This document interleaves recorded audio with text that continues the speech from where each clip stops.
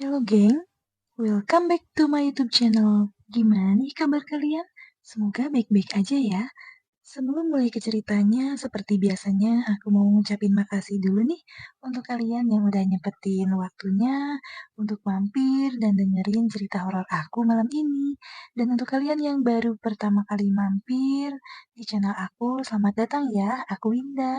Malam ini seperti biasanya aku mau ceritain satu cerita horor yang cukup merinding nih. Judulnya adalah Disetubuhi Genderuwo Sampai Punya Anak. Wow, serem banget ya. Kalian udah gak sabar kan dengar ceritanya? Tanpa berlama-lama, yuk kita langsung aja masuk ke ceritanya. Cekidot! Jadi geng, gue dapet cerita ini dari teman gue. Jadi dia tuh punya tetangga waktu dia tinggal di Surabaya sekitar tahun 2014. Tetangganya tuh suami istri yang baru menikah. Kita sebut aja namanya Nisa sama Abil. Mereka tuh pasangan muda yang baru menikah 6 bulan dan baru pindah ke daerah rumah temen gue ini. Selama mereka pindah dan menjadi tetangga baru, mereka tuh normal-normal aja geng, kayak tetangga pada umumnya lah. Tapi ada satu momen yang bikin stres banget nih. Nah ini sekarang gue cerita ini. Jadi kesehariannya Abil tuh kerja dan Nisa tuh jadi ibu rumah tangga. Abil kerja dari jam 8 sampai jam 6 sore. Nah, suatu hari si Abil itu lembur dan harus nginep di kantor karena ada kerjaan yang belum beres. Jadi otomatis Nisa tinggal di rumah aja kan. Dari pagi Abil tuh udah bilang ke Nisa kalau dia tuh harus nginep dan Nisa udah oke karena hal itu. Udah tuh pergi si Abil dari jam 8 pagi dan si Nisa seharian di rumah doang karena dia juga lagi gak ada tujuan mau kemana pada saat itu. Nah singkat cerita sekitar jam 8 malam Nisa udah mau masuk kamar karena dia bosan juga jadi mau tidur-tiduran sambil nonton TV aja di dalam kamar. Terus gak lama Nisa tuh denger dari pintu depan tuh ada suara kotokan pintu. Terus dia langsung jalan lah dari dalam kamar. Keluar kamar, terus dia berhenti di depan pintunya. Nah sebelum dibuka dia tuh nanya dulu siapa. Soalnya si Nisa tuh bingung. Kok orang itu bisa buka gembok pagar dan tiba-tiba udah ada di depan pintu. Akhirnya pas dia nanya kayak gitu, dijawab nih. Ini aku, bukain. Ternyata itu tuh suaranya si Abil. Dibukain lah langsung sama si Nisa di situ. Pas dibukain, Abil tuh langsung meluk Nisa gitu aja kenceng banget dan jalan ke kamar. Nisa sebenarnya di situ bingung. Katanya si Abil lembur, kok tiba-tiba pulang. Terus aneh banget kayak meluk-meluk begitu. Nah dikiranya dia disepresin kan.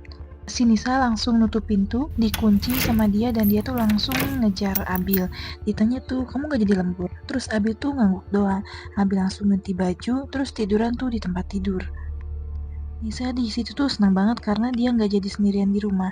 Akhirnya Nisa tiduran lah di sebelah Abil. Terus Abil tuh kayak meluk-meluk Nisa dan gak lama mereka tuh berhubungan suami istri geng. Nah setelah selesai, Nisa bilang, pijitin aku dong capek juga nih. Langsung tuh dipijitin sama si Abil. Nisa tuh posisinya tengkurap. Abil tuh mijitin dari kaki dulu. Terus nggak lama naik ke punggung. Nah karena Nisa di situ tuh maaf ya nggak pakai pakaian apa-apa. Jadi si Nisa tuh kayak kerasa banget gitu. Kok ada bulu-bulu gitu ya? Terus Nisa nanya, ini pakai apa sih mijitnya? Kok ada bulu-bulu? Tapi si Abil tuh di situ diam aja. Cuma nggak lama si Nisa tuh ngerasa ukuran tangan Abil tuh makin lama makin gede rasanya. Nisa ngerasa aneh banget di sini. Akhirnya dia balik badan lah. Dan pas Nisa balik badan, Nisa tuh dia ngeliat kalau yang menjitin dia tuh bukan Abil, tapi sosok besar banget warna hitam.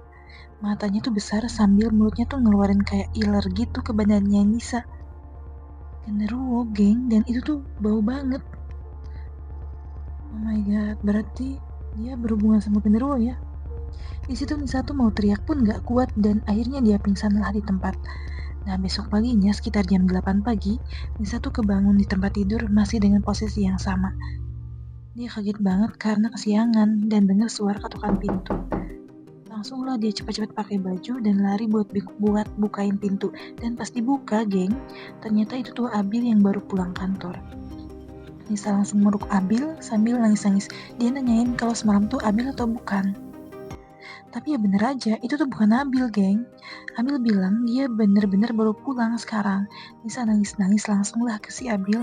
Dia cerita juga ke Abil kalau dia tuh berhubungan badan sama sosok yang mirip Abil dan tiba-tiba berubah jadi genderuwo. Seharian Nisa cuma bisa bengong karena dia shock banget sama apa yang terjadi semalam. Abil yang capek karena baru pulang lembur juga masih belum bisa nenangin si Nisa. Jadi Abil tidur dululah isi tenaga. Dan malamnya, Nisa dengan keadaan yang masih shock tuh akhirnya ditemenin sama Abil. Abil nyuruh Nisa sholat, nenangin diri, karena Abil di situ bingung juga harus ngapain. Terus sekitar jam 10 malam, sehabis makan malam, mereka berdua tuh ke kamar untuk tidur. Nisa nggak berhenti dipeluk sama Abil sampai tiba-tiba gak lama mereka berdua tuh denger ada suara ketukan pintu. Nisa yang masih shock tuh sebenarnya trauma banget sama suara ketukan pintu, karena baru banget semalam kan dia denger suara ketukan. Akhirnya karena Nisa juga nggak mau sendirian di kamar, dia ikut Abil ngecek ke pintu depan. Dengar ketukan yang masih ada, Abil tuh teriak, "Siapa ya?" Terus diam aja tuh hening gak ada suara. Pas mereka mau balik lagi ke kamar, tiba-tiba ada lagi geng suara ketukan pintu.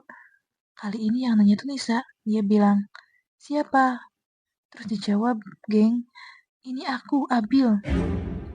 Jangan percaya Abil yang ada di sebelah kamu." Wah, di situ Nisa tuh langsung jatuh duduk di lantai. Dia shock banget karena dia kali ini beneran bingung banget. Siapa yang gak bingung gak sih, geng, kalau di posisinya si Nisa itu? Tapi Abil yang di dalam rumah tuh langsung bilang ke Nisa, "Nisa, ini aku beneran suami kamu. Yang di luar tuh aku gak tahu siapa. Tapi kok suaranya persis aku ya?" Nah, karena dia diamin sama mereka berdua, sosok Abil yang ada di depan pintu tuh ngegedor-gedor pintu rumah mereka, terus sampai kayak nyakar pintu rumah mereka gitu, sampai suaranya ngilu gitu. Terus tuh Nisa akhirnya tahu kalau Nisa tuh beneran lagi sama Abil yang asli semenjak dicakar itu kan. Dan akhirnya langsung baca-baca doa lah mereka berdua biar dilindungin. Tapi sosok itu tuh gak berhenti, bahkan malah bilang, "Buka, aku mau anak aku." Mereka berdua tuh kaget banget dengar itu dan langsung lari ke kamar, kunci pintu, terus mereka berdua berdoa. Nah, sejam kemudian suara itu tuh udah gak muncul sama sekali dan mereka akhirnya mencoba buat tidur. Tapi pas mereka mau tidur, tiba-tiba Nisa tuh ngerasa, geng, di dalam perutnya Nisa kayak ada yang nendang-nendang gitu. Oh my god, langsung banget, geng. Di situ Nisa langsung kaget banget dan dia mual sendiri kan jadinya. Terus dia muntah-muntah lah tuh kamar mandi. Pas lagi muntah-muntah, mereka jadi kepikiran sama omongan sosok yang mirip Abil tadi. Apa jangan-jangan si Nisa hamil? Nah, untungnya si Nisa tuh punya test pack cadangan tuh di rumah. Jadi Abil langsung cepet-cepet lah ngambil test pack itu dan ngasih ke si Nisa. Dengan tujuan mau ngebuktiin kecurigaan mereka doang kan. Dan pas dicek sama Nisa, geng, bener aja, test pack-nya tuh garis 2. Si Nisa hamil.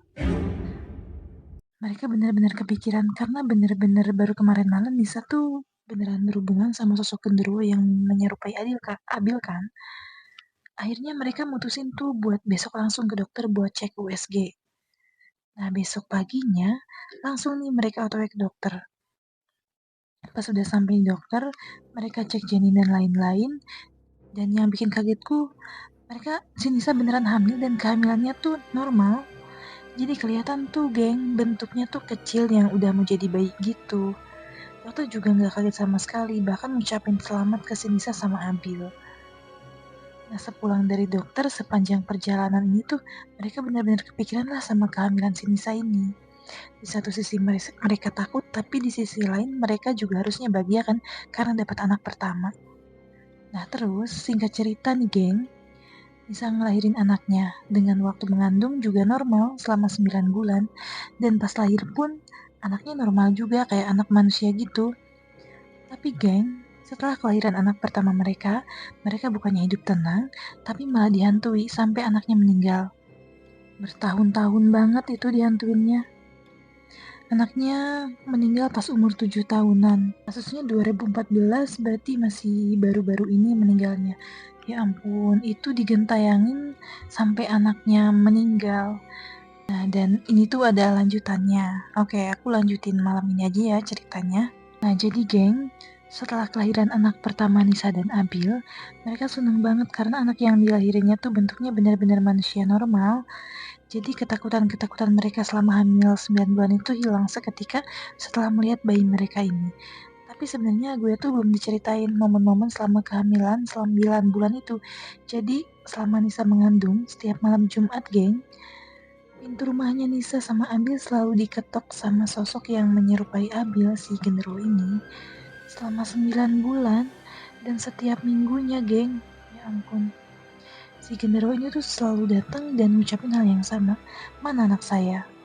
Benar-benar begitu terus ucapannya setiap malam Jumat. Sampai si Nisa tuh ngelahirin anak pertamanya. Oh iya, anaknya tuh laki-laki ya. Namanya kita sebut aja Aji. Bahkan setelah kelahiran Aji ini, geng, Nisa dan Abil tuh masih sering dapat teror dari genderuwo ini. Jadi pas Aji dibawa ke rumah mereka, Aji tuh tidur bertiga sama Abil dan Nisa. Mereka selalu ngejaga Aji biar nggak diganggu sama sosok yang selalu gangguin Nisa dan Abil. Nah bahkan geng, gangguan ini tuh makin serem. Jadi pas mereka bertiga malam-malam lagi tidur, tiba-tiba suara ketokan pintu itu yang biasanya cuma di depan rumah, pindah jadi di pintu kamar mereka. Oh my god, pindah ke dalam geng. Nisa tuh sampai nangis-nangis udah nggak kuat dan minta pindah rumah ke Abil. Karena bayangin aja coba, hampir setahun diganggu sama sosok yang selalu ada. Malas banget gak sih? Sampai Abil tuh nelpon ke salah satu temennya yang emang ngerti hal-hal mistis. Dan Abil tuh disaranin buat banyak ibadah, dan Nisa harus mandi kembang juga, geng. Dan sampai-sampai disuruh naruh bawang merah, bawang putih di sekitar rumah mereka. Katanya sih bisa buat ngusir makhluk-makhluk gaib dari rumah. Akhirnya semua kata-kata temannya Abil tuh diikutin sama Abil. Dan bener, sosok genderuwo ini tuh udah gak pernah ada lagi di dalam rumah. Sampai si Aji ini tuh umur 7 tahun. Karena si Abil itu bener-bener ngelakuin ritual yang disuruh temannya secara rutin. Dan ibadah mereka juga semakin kencang gitu, geng, gak pernah putus. Nah, singkat cerita, pas Aji udah masuk umur 7 tahun, Aji udah sekolah kan kelas 2 SD. Aji masuk SD negeri di dekat rumah mereka. Dan karena udah gak pernah diganggu hal mistis lagi, mereka tuh udah kayak tenang banget dan nge-treat Aji itu udah kayak anak mereka. Udah kayak anak normal mereka aja gitu. Aji ke sekolah tuh naik sepeda dan pulang dari sekolah tuh suka main sama teman-temannya mereka. Nah, sampai akhirnya Aji tuh ternyata punya kelebihan, geng. Dia tuh anak yang bisa ngeliat hal-hal mistis. Jadi, malam-malam pas mau tidur, karena Nisa masih jaga-jaga, mereka masih tidur bertiga dengan Aji tidur masih di ekstra. Jadi kayak Aji tuh tidurnya di tengah-tengah gitu loh, dijagain mama papanya. Jadi sekitar jam 9 malam pas mereka mau tidur, tiba-tiba si Aji tuh bilang ke Aji sama Nisa, "Bu, Pak, itu siapa di depan lemari?" Dengar itu, Abil sama Nisa tuh kaget banget dan bilang, "Siapa, Nak? Nggak ada siapa-siapa." Terus Aji tuh ngomong lagi, "Ada orang gede banget, Bu, Pak. Manggil-manggil Aji suruh ikut dia." Oh my god. Nah, ngedenger itu Nisa sama Aji tuh jadi nggak tenang. Jadi benar-benar panik dan narik Aji untuk tidur di tengah-tengah mereka. Sampai-sampai si Nisa tuh tidur dengan posisi ngikat mereka bertiga pakai tali rapia, geng. Jadi kalau Aji keluar dari tempat tidur tuh kerasa ketarik.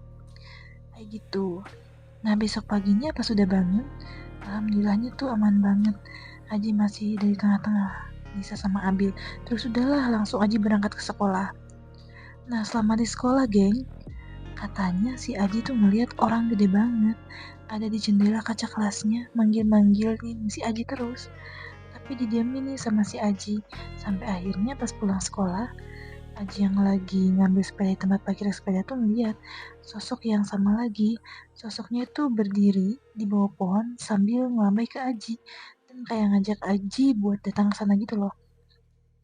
Karena penasaran, Aji akhirnya nyamperin deh ke sosok itu. Yang namanya anak kecil pasti ngerasain penasaran kan? Ditambah bapak ibunya tuh juga belum ngasih tahu apa-apa sama sosok seperti itu ke Aji. Jadi disamper tuh akhirnya oleh si Aji. Pas Aji sampai di bawah pohon itu, sosok besar tinggi hitam itu ngajak Aji pergi. Dan diikutin tuh pakai sepedanya si Aji. Lumayan jauh dari rumahnya, sampailah mereka di pinggir sungai. Nah, sesampainya di sungai, Aji ini tuh kayak diajak main sama sosok ini, geng. Dan Aji ini pun senang banget. Terus bilang, "Om ternyata nggak jahat ya. Aku senang main sama Om." Jadi si Aji tuh nggak takut sama sekali. Terus sekitar jam 2:30 sore, Aji langsung pulang ke rumah, gak ditahan, gak diapa-apain juga sama sosok ini. Dan saat Aji sampai rumah pun dia tuh cuma cerita ke bapak ibunya kalau dia tuh punya teman baru yang ngajak dia main. Tanpa si Aji ini ngedeskripsiin kalau temennya ini adalah sosok genderuwo. Nah besokannya geng, Aji yang biasanya ke sekolah itu kayak excited banget. Bukan karena ada apa di sekolah, tapi karena dia tuh gak sabar mau ketemu sosok gede yang main sama dia kemarin. Nah singkat cerita pas pulang sekolah, Aji langsung cepet-cepet tuh bawa sepedanya ke sungai kemarin karena si Aji kan udah janjian sama sosok ini buat main di situ lagi. Dan bener aja, pas Aji sampai, sosok genderuwo ini tuh udah nunggu di bawah pohon besar buat ngajak si Aji tuh main. Nah gak kerasa mereka tuh main sampai mendekati maghrib gitu geng. Dan karena udah mau maghrib, bapak ibunya Aji tuh panik banget lah nyariin si Aji. Karena tumben-tumbenan banget si Aji tuh belum sampai di rumah. Udah dicari-cari ke rumah teman-teman sekolah yang biasanya main sama Aji pun gak ada. Teman-temannya bilang kalau Aji hari ini tuh pulang cepet dan kelihatan kayak buru-buru gitu. Nah akhirnya Nisa sama Abil nyari-nyari tuh sampai ke dekat sungai, teriak-teriak lah, Aji, Aji. Pasti teriakin kayak gitu, dari jauh Nisa sama Abil tuh ngeliat kalau Aji tuh kayak mau loncat dari atas ranting pohon ke bawah sungai. Dan jaraknya tuh lumayan tinggi banget geng. Langsunglah Nisa sama Abi lari nyamperin Aji dan neriakin si Aji. Mereka juga bantuin Aji buat turun dari pohon itu sambil bilang, kamu tuh ngapain sih main sendirian di sini sampai naik ke pohon. Nah di situ Aji akhirnya bilang kalau dia tuh main bareng sama sosok gede, giginya bertaring panjang, tapi katanya tuh baik. Nah dari situ Aji langsung digendong dan pulang bareng sama bapak ibunya. Terus sesampainya di rumah, Nisa sama Abil diceritain lah sama Aji apa yang sebenarnya terjadi selama ini. Tapi geng, Aji bukannya takut, mereka malah jadi marah ke bapak ibunya. Dia bilang kalau bapak sama ibu tuh gak usah ikut campur sama urusan dia, dan teman barunya tuh udah dianggap sebagai sosok bapak penggantinya gitu geng. Ya ampun, Aji disitu kayak kerasukan banget lah, dan dia tuh lari-lari ke dapur buat ngambil pisau yang ada di laci dapur. Sambil dia tuh bilang, aku gak bahagia sama bapak ibu, aku mau tinggal bareng sama bapak aku. Sambil megang-megang pisau itu, di situ tuh si Nisa tuh lemes banget dan cuma bisa nangis-nangis. Sedangkan si Abil berusaha mengambil pisau dari tangan Aji kan. Sampai akhirnya si Abil tuh baca-bacain bacaan yang dikasih temennya itu. Karena ternyata temennya Abil tuh tahu kalau kejadian itu bakal terjadi pas Aji udah kenal sama sosok genderuwo ini. Nah pas dibacain-bacain itu sama Abil, Aji tuh langsung kayak kepanasan gitu, terus langsung teriak, panas, panas. Tapi di situ Aji tuh kayak dibisikin, tusuk jantung, tusuk jantung. Akhirnya Adi tuh berusaha nguatin diri dari rasa panasnya itu dan langsung nusuk-nusuk dirinya sendiri. Kayak dari perut, dada, sampai leher ke jantung. Dan Aji meninggal di tempat geng. Itu geng ceritanya. Serem banget kan, si Aji akhirnya langsung meninggal di umur yang 7 tahun, masih SD. Ya, serem banget ya. Nah, cerita malam ini sampai situ aja ya guys. Untuk kalian yang suka dengan ceritanya, kalian bisa tinggalkan like, komen, jangan lupa share dan subscribe juga ya. Dan jangan lupa bunyikan lonceng notifikasinya agar kalian gak ketinggalan updatean cerita dari aku.